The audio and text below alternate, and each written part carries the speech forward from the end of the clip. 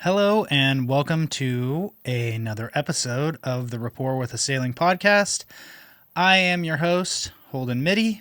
Thank you for joining me today.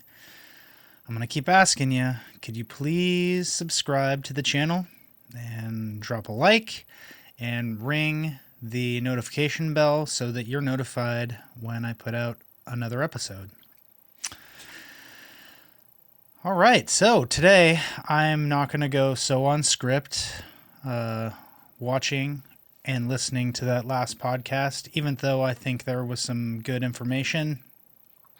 It was a little bit sterile, a little bit cold, so I'm going to go ahead and try to just take some pointers off my notes and just talk. Because I don't think I really need an outline for today because the topic is joy. We've been talking about how to tap into joy through suffering, and there's a whole lot of time to get into all the suffering that we've endured in our life. But because it is such a beautifully sunny day, it's been rainy lately. You can't see because I'm in my studio, but it is a gorgeous day. So I'd like to celebrate that by talking about what I find joy in. And I'd like to just get into it because I'm feeling really good today. Pardon me. I find that I feel the most joy when I'm living in my purpose. And thinking back on this, what I really find purpose in these days is being a dad. My son makes it easy because he's so beautiful, he's so charming, he's so funny, he's so kind. He's my hero. I said that in the last podcast, but he really is my hero. I want to be more like him every day, and the more I get to know him, the more and more I want to be like him. It's an honor being his father, and just knowing that he is my son brings me a joy that I don't think anybody else can own but me. I hope that you have something that brings you that much joy. I hope that there's something in your life that you can realize is present that brings you that type of joy, because it is incredible. It's I'm brought to tears often just thinking about his eyes, his laugh. Everything about him is amazing, and I'm getting choked up now because I know that I get to pick him up today, and I feel explosive joy when I hold him, when I get to kiss his head, and when I get to look at him in the eyes, those beautiful eyes, and tell him how proud I am to be his dad. Above all else, he is my joy. He's the greatest example of joy that I have in my life. And he reminds me often to smile, because nobody makes me smile like he does. But all of that, its foundation is I find joy in setting a good example so that he develops in a healthy way. I know that he is who he is because he is, but I know that what he is aware of in life is because of the example that I set for him and that his mom sets for him. He has two amazing people in his life. I am so happy that he has his mother, because she too brings so much positivity to the table. She's very loving. She is a great provider. She lets him be who he is, and that's very important. So I'm I'm happy and I'm joyful that we have a co-parenting situation that provides a safe place for him to be the beautiful person he is. That brings me joy. And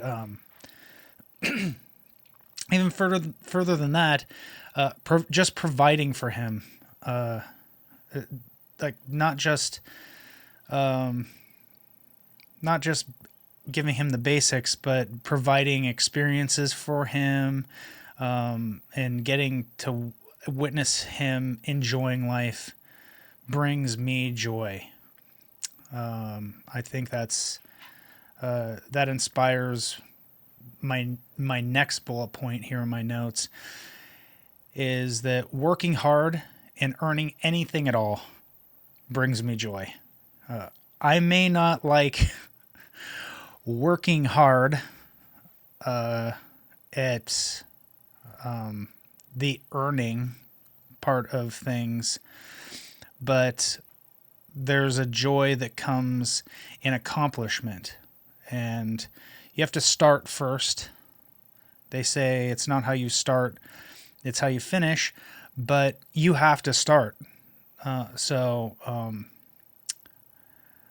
taking pride in making that first step is joyful to me. Just the thought of that is joyful. I was previously 405 pounds.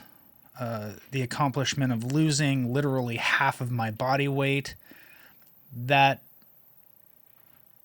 was hard work. There's no way around it. I still have body dysmorphic disorder.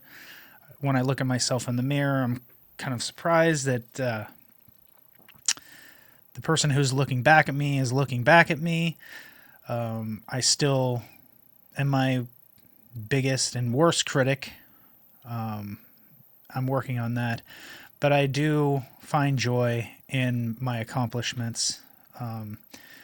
Same with approaching and tackling a really hard music piece.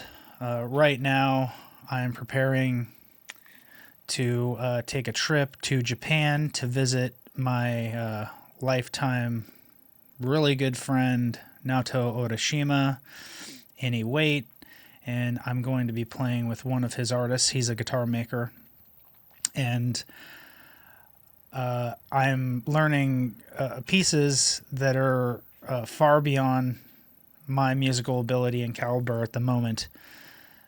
But through that hard work, little by little, I have these feelings of accomplishment and joy at the end of the day, knowing that I'm that much closer to being able to play these songs, and I can only imagine the joy I'll feel when I finally get to perform these songs with this artist, Maz, and for my really, really, really good friend, longtime friend, Naoto, in Iwate, Japan. I can't wait for that. That will definitely bring me joy. Just being there will bring me joy, because this is a trip that I've wanted to make for 22 years. I haven't seen my friend in 22 years. That thought alone brings me joy and incredible emotion, which I will try to keep subdued at the moment. In working hard and earning anything at all, realize I'm growing as a human. And this, I'm talking about mental health here. If I can go to sleep at night and not have hateful and suicidal thoughts about myself, there is a level of joy there, because in all 40 of my years on this planet, I've hated myself. I've learned to hate myself more and more every single day, whether that be because I felt useless, unlovable, unlikable, lazy, somebody who was just taking up space or energy or air, for that matter, that could be given to somebody else of higher value or any value at all, if I can go to sleep at night and not repeat to myself that I want to die, or if I can experience a moment in life and truly believe that I deserve that joy, that is an incredible accomplishment. And let me tell you, it is earned. I work very hard at not hating myself. And I wish that wasn't the case, but it very much is. Life, and I will quote Jerry Maguire on this, life is an up at dawn, pride swallowing siege that I will never fully tell you about. I love that line. And I wish it wasn't so true, but it is. So I think above all else, the hard work that I do, I mean, the mental health stifles the weight loss. Definitely any music piece I've ever tried to tackle, it definitely beats being 40 and trying to be a better hockey player. And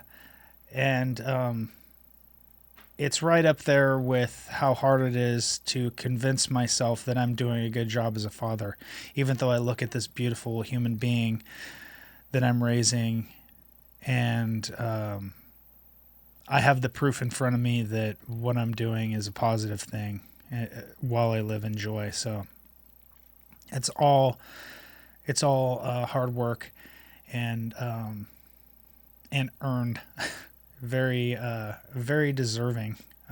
So just thinking about that alone brings me joy in this moment. And I think that's another thing too. I don't have that in my notes, but just getting to that point where you can stop and be like, wow, this moment is literally all I have, because people say tomorrow I could die. I could die right now making this podcast. So understanding that this moment is a miracle and a blessing in itself, that's taken some incredibly hard work. And I know that a lot of people who listen to this will resonate with them, and maybe you might tell me that I'm out of my mind and that there's so much suffering happening that it's so foggy that it's hard to see past. But trust me, there's peace and understanding that this moment is special, even if there's nothing going on. That brings me joy. And on to my next point, which is probably the most important. And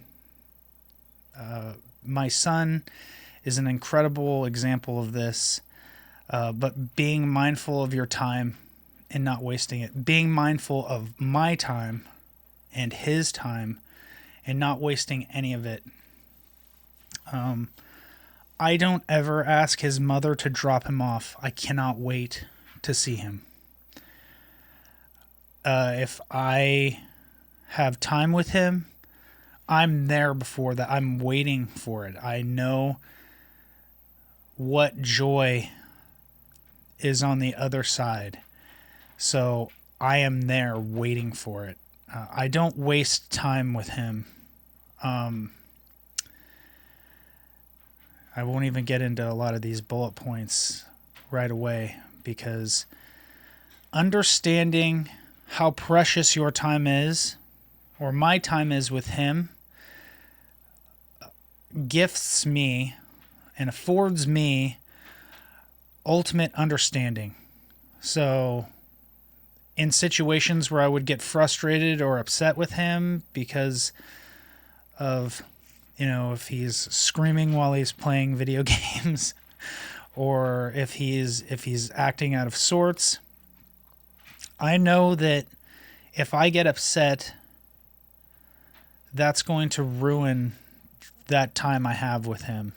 I don't ever, and this is my very last point, I don't want to live in any type of regret. I don't want to create any feeling of regret in the future.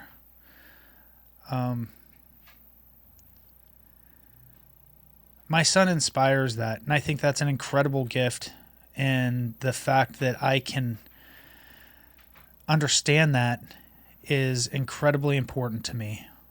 And I think it's an incredible example to set for him, which I will expand on in the next podcast, how he inspires me to live without regret. That's an incredibly beautiful gift that this child has given me. Stepping back, about being mindful of my time and not wasting it. Education.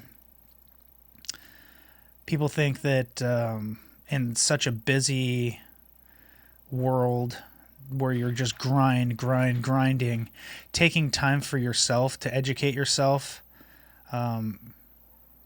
that brings me joy, knowing that I invested in myself. We invest in so many things. I invest in so many things. My music is my life. I invest a lot in that because I'm obsessed with the game right now. I put a lot of time and energy and money into the game of hockey, not only for myself, but my son, because he's having a lot of fun with it. Speaking of joy, our local ice rink is amazing. Kids don't treat him very nice at school. And when we go to the rink, the people that we hang out with are very kind to him. So that brings me joy. The fact that him and I skate together, and that I get to watch him become a better and better skater and fall in love with the game. That's an incredible source of joy for me, and I love that. It's amazing, and I'm glad that him and I get to do that together.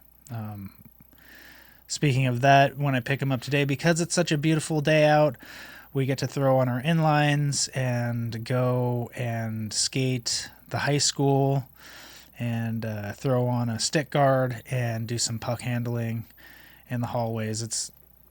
I can't wait. After the hug, the kissing of his head, and smelling his hair. I know that's so creepy Biden of me, but it's my son, so it's not creepy. I can't wait to just look at him in the eyes and tell him how happy I am to see him, and how proud I am of him, and how proud I am to be his father. That brings me incredible joy right now. Brings me as much joy as the sun is shining right now, which is a beautifully clear day. I do, in the next podcast, want to expand on the mindfulness of time. That's something that changed for me literally the moment that he was born. I became incredibly aware of that, and it is something that changed me and has given me purpose and has inspired me to fight for a more joyful life. So, wrapping this podcast up, I'd like to challenge you in your suffering or in your joy to just live in it a little bit longer, to steepen it for a little bit longer, to realize that this moment is so beautiful. What you have just to be alive is a miracle. To understand that you are an amazing, amazing being who has the potential to be happy. You can be happy. This life isn't a prison sentence. You are not damned in any way. You have the choice to work hard and achieve joy. And I am so happy that you exist. And as I will say in the end of every podcast, I love you. And I'm so happy that you're here. And I really hope that we get to do this life together in some way or another.